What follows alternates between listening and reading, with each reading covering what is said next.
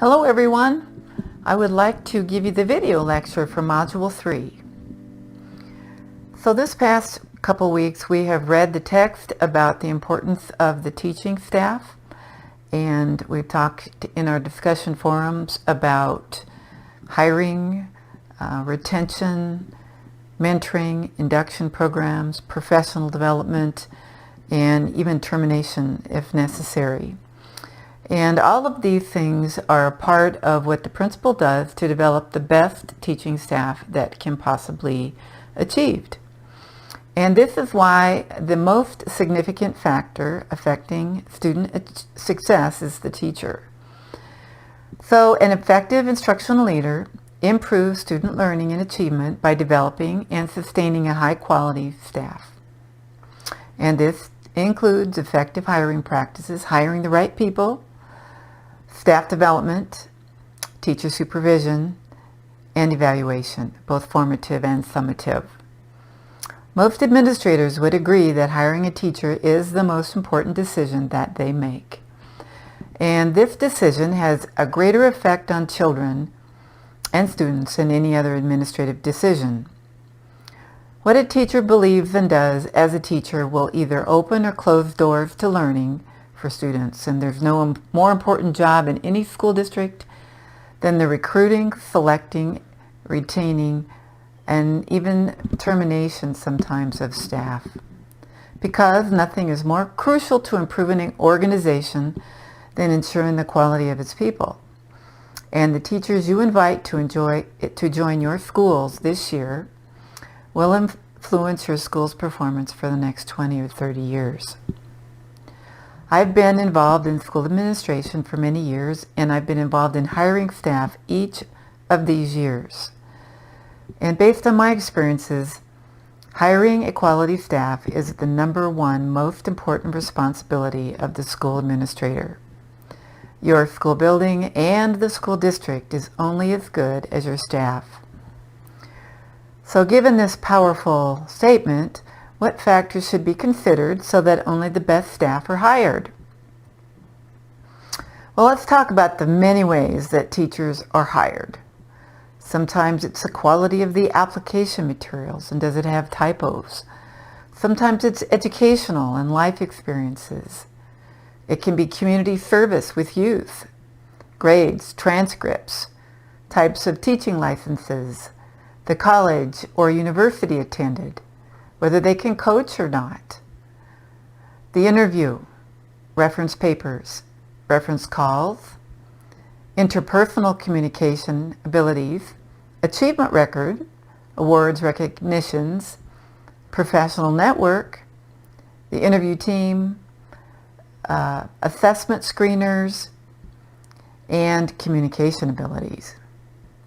So out of all of these many ways, how to find the right staff member for your school. Which one is best, and what are the costs for hiring people that do not fit your school, your district, and do not belong in the classroom?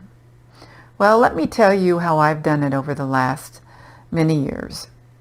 I start by using the Gallup Online Teacher Insight tool, which is a screener.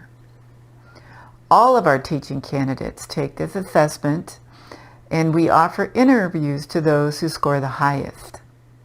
The higher the score, the higher the talent, and the higher the probability that the teacher will be in the top quartile of great teachers, based on their innate teaching talent.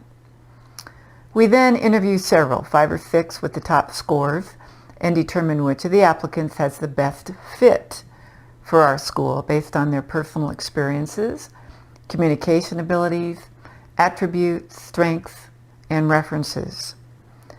I place a heavy emphasis on reference checks to determine the past performance of the individual after all the other criteria have been met.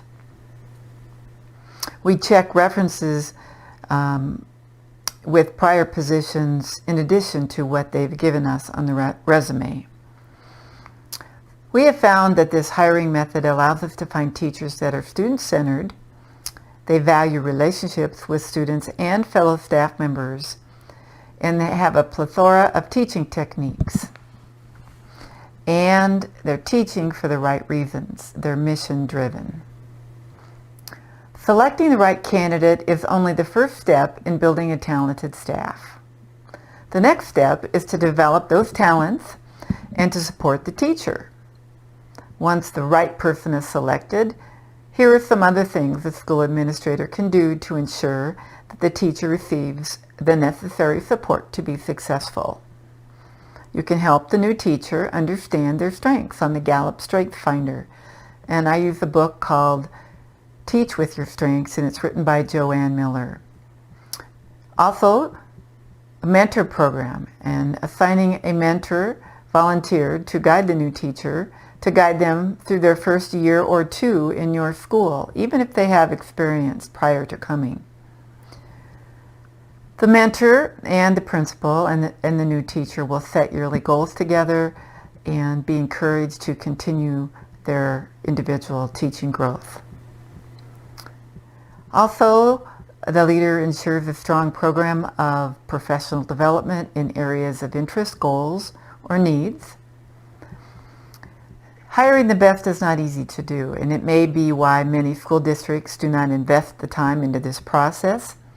It is time-consuming, labor-intensive, and sometimes politically unpopular. But we cannot ignore the difference made by effective employment practices. School districts and schools employing only the best qualified candidates as teachers will outperform those that settle for less. Thank you for your contributions this week. I look forward to seeing your assignments and continuing on in the discussion forum.